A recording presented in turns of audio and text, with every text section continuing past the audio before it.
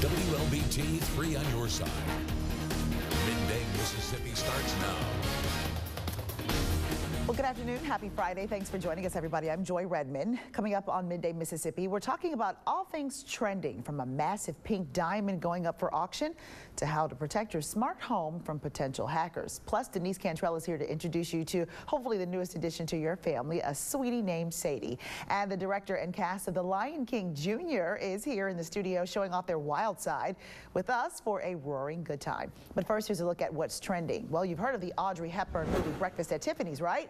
Well, starting today, you can actually have breakfast at Tiffany's. The luxury jewelry company will open the Blue Box Cafe at its New York City flagship store on 5th Avenue. The iconic Tiffany blue color is infused all over the cafe, which is on the store's 4th floor. The cafe will serve reimagined American classics, and the menu will change and evolve throughout the seasons. Retailer Macy's isn't doing so well. Revenues fell 6.1%, a drop much worse than expected. The third quarter dip continued a trend for the retailer. This is the 11th straight quarterly decline for the store. The company's stock lost half of its value over the past year, and it expects overall sales to drop this year. But there are a couple of bright spots. Macy's made more money than it expected, and there was a double-digit jump in online sales.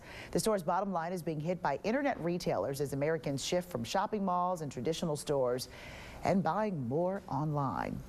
A handful of Amazon-branded pop-up stores will be rolling out at select Whole Foods locations for the holidays.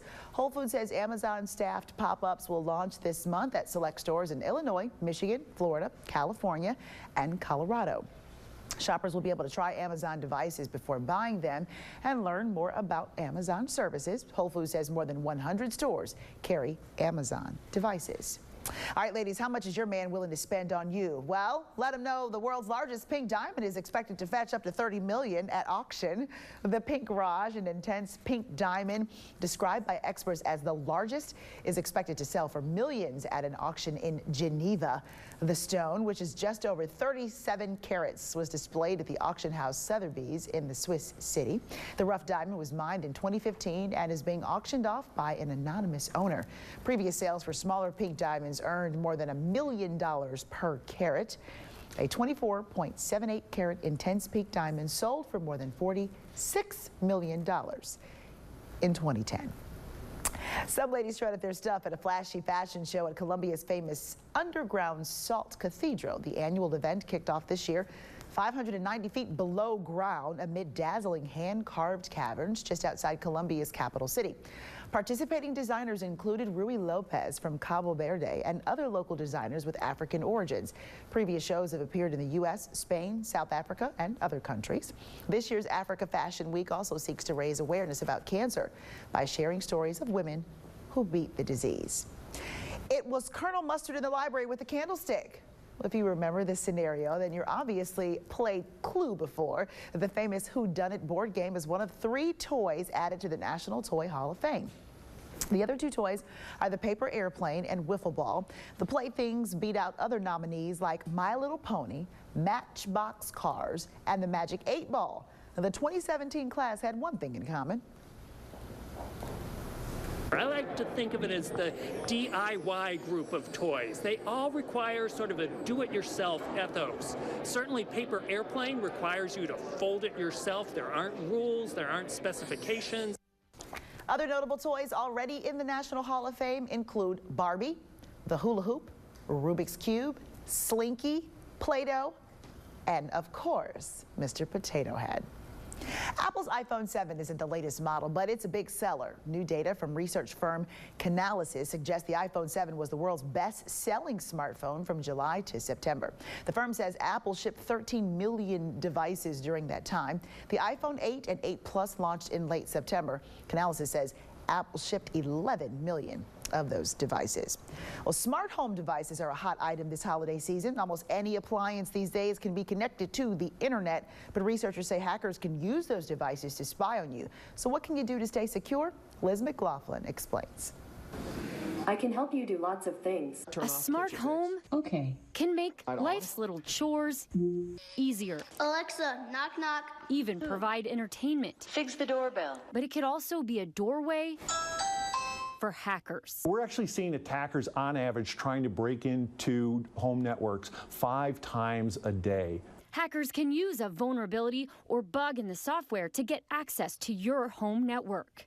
Cybersecurity researchers at Check Point found just that in LG SmartThink devices. We were able to hack into other accounts on the SmartThink cloud service and essentially control the home devices, in particular the vacuum cleaners, and access the video camera on the vacuum cleaners. Check Point informed LG before alerting the public, allowing the company to fix the problem before the bad guys could take advantage. If you own a HomeBot from LG, actually you're now secure. But as more smart home devices enter the market, it's a race between hackers and researchers to find these bugs first.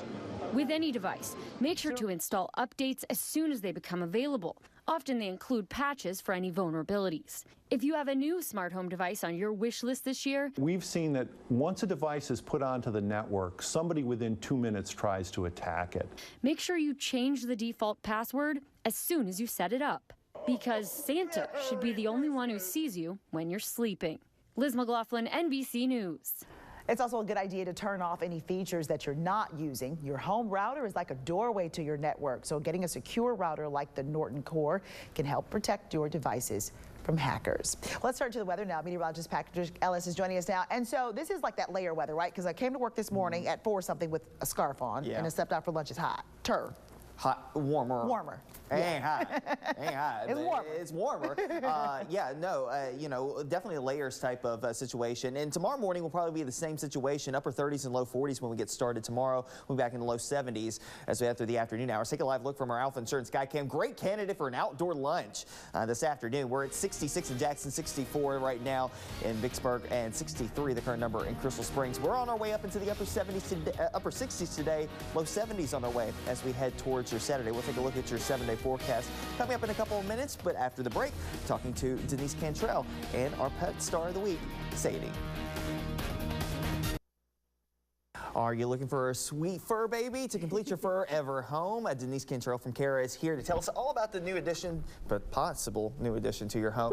This is Sadie right here. Well, Sadie's had a little bit of a past. This is, yes, Sadie's about 1.5 years old, little Jack Russell mix, and she's a sweetheart. She's just had a couple of, her initial owner had to surrender her to Cara because she was going into a nursing home.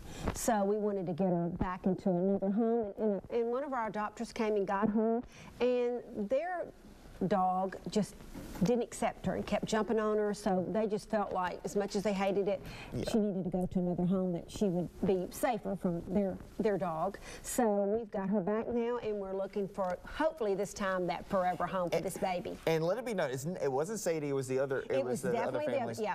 Yeah, sometimes the dogs, you know, want to be, or they're a little aggressive and are more dominant, and she just happened to be the one that was being picked on, so they were smart in bringing her back and letting us try to find her another home. But she knows some basic commands, so I think this little baby would fit into any type household. She would probably say without other dogs, but whatever, if you've got dogs that are accepting to other dogs and not too aggressive, then I think she could fit in any type of household. And she's just been sitting here the entire time. She's been sitting here the whole time, yes.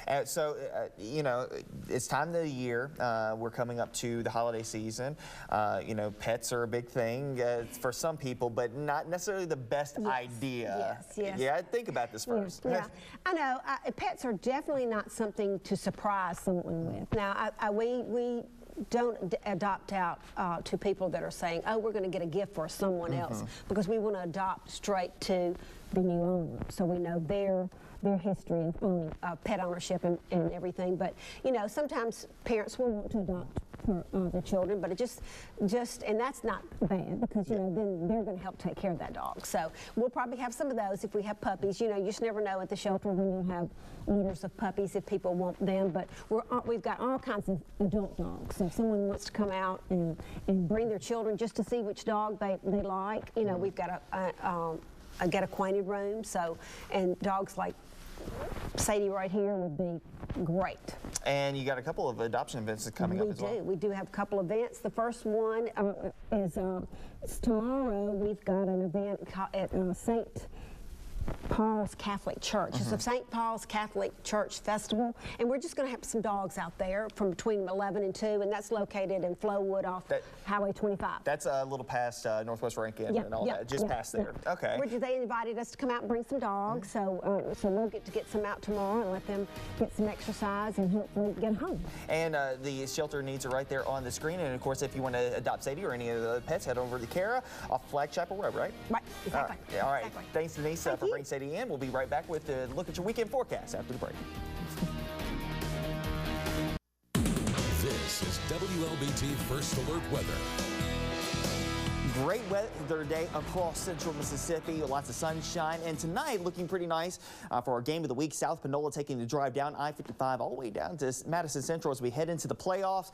Sunset today is 5:04, so keep that in mind. Sun's going down fairly quickly nowadays. 55 the temperature at 6 o'clock for tailgating, 49 by the time we head towards halftime, and then by the end of the game in the upper 40s, still with clear skies, no problems coming our way. Now the thing is that overnight tonight, because of our temperatures dropping a little bit quicker, we may have some patchy areas of frost developing, primarily along into the north of I-20. Got just enough moisture in the atmosphere for that to happen, especially some of the sheltered pockets up along the Valley Bluff up and through here. So Yazoo County up through Holmes County may have the sheltered locations right there along the bluff have a little bit of patchy frost. Also, as you head up into northern portions of Madison County, as you get up into some of the ridges. Here's a look at the forecast for tonight. Mainly clear skies, patchy frost. Overnight low temperature here in the metro right around 40 degrees. Will be upper 30s north of I-20, and that's why we have that potential for a little bit of patchy frost. Mostly sunny tomorrow. Seasonable temperatures lower 70s. So the southeasterly breeze coming in here around 5 miles per hour. Partly clear, not as cold tomorrow night. Only a low of 53 with a light east and southeasterly breeze. Temperatures over the next couple of days, kind of steady state, low 70s. Not half bad, which is close to normal for this time of the year. The average high now 69 degrees. By the time we head towards Wednesday into the lower 70s, about 73. High pressure in control of our weather pattern right now. It starts to scoot off towards the east, and we start to get that milder return flow off of the Gulf of Mexico. So that allows for the warmer temperatures to come back into the fold. A cold front looming to the north of us, but this thing is not strong at all and does not have a whole lot of moisture to go along with it as well. So we may see a shower or two as it rolls through here on Sunday. But really and truly, we're not talking about a big rain chance coming in here. At best, 20% right now, maybe south of I-20, maybe 30%, but even that, again, very low end rain chances, and we're not talking about a lot of appreciable rainfall, which we do need at this point in time. As we take a live look from our Alpha Insurance Skycam, this is coming from the top of the Regions Bank building here in downtown Jackson. Lots of sunshine. May want to head outside, get an outdoor lunch this afternoon as we get temperatures up into the lower and middle 60s right now. 66 officially at Jackson Evers International Airport. 66 also Lexington, 64 the current number at Natchez as well as Macomb. 7-day forecast detailing like this, lots of sunshine on our way. A small chance of a shower as we head towards Sunday. Highs lower 70s overnights. Besides tonight, kind of chilly tonight in the upper 30s and low 40s. We'll be back in the low 50s through the weekend and early next week. Good deal of sunshine into next week as well as high pressure builds back in here, and the temperatures start to come up just slightly as we head towards next Wednesday. 73 the high temperature, small chance of a shower on Thursday with a frontal boundary approaching us, but at this point it doesn't look like the front's going to get here until probably Friday or Saturday to push through here to bring in another blast of cooler air into the region. Patrick, thanks. A spectacular light display caught over northern Finland. Check it out. Multicolored lights lit up the night sky in striking aurora displays over the country. The northern lights shone across the night sky in an awe-inspiring show by Mother Nature. They're known as the aurora borealis, caused by collisions of electrically charged particles from the sun when they enter the Earth's atmosphere. A member of the travel magazine All About Lapland videotaped this pretty sight. Well, next at me, can you feel? Okay, I should stop right now. Look at this. We have a beautiful cast of Lion King Jr. here in our studio. Shannon McDowell, Genevieve Moore. Oh, hush. The Lion King Jr. They're here to talk about their wild performance. Don't miss it. Next. So can you feel the love tonight, or are you feeling more like Hakuna Matata? Exactly. Whatever you're in the mood for, everybody can love Disney and enjoy. The Lion King director Shannon McDowell here to tell us all about it. Hi, Shannon. How are you? Thank you so much for having us. This is the big time. You got your cast here. This is Lion King Jr., right? Yes, ma'am. Okay, so tell me a little bit about the performance before we hear from them. How long have you been working on this? We've been working since the beginning of school, since the end of August, and they have worked tireless every afternoon after school. So we will be ready for our performances on next week. All right, now this is Lion King Junior because why? We've got juniors that are doing this, right? These are all junior high school students from 6th grade through 9th grade. Okay, so we're going to see some of the favorites that we know from the big Disney production, right? Absolutely, they're all here. Timon, Pumbaa, Simba, they're all here. The whole line. Who's got the line, pinch you again? See, I knew it. Is that our dialogue? Okay, this is so much fun. All right, so you've got the whole cast here. You guys are excited? Just nod your head yes. Look at them there. So when is the big performance? We will perform on Monday, Tuesday, and Thursday nights at 7 o'clock at Pearl High School in the PAC. All right, and is there a cost to attend? Tickets for adults are $10, $5 for senior citizens, students, and our teachers. Good deal. Students from all across different schools, or is this one school? Okay, so this is a hodgepodge of junior high students from all across the school in Metro. Y'all got a song that y'all want to sing for us, and we want to hear it now. So me and Miss Shannon are going to step to the side, and they're going to cue the music.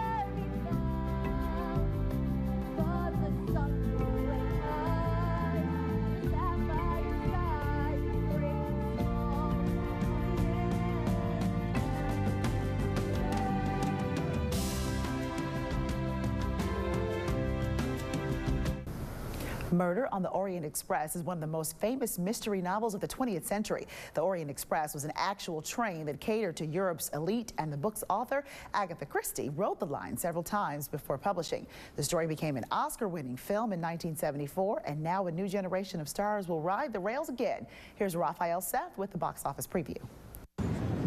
You know, there is something about that tangle of strangers. A first-class vacation goes off the rails in Murder on the Orient Express. This re-adaptation of the Agatha Christie novel chugs along with stars on every car.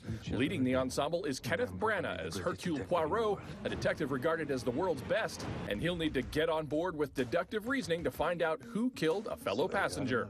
Murder on the Orient Express is rated PG-13. We're back with more daddies. Fathers know best in Daddy's Home 2. This follow-up to the 2015 comedy unites former rivals Mark Wahlberg and Will Ferrell as they co-parent their first Christmas together.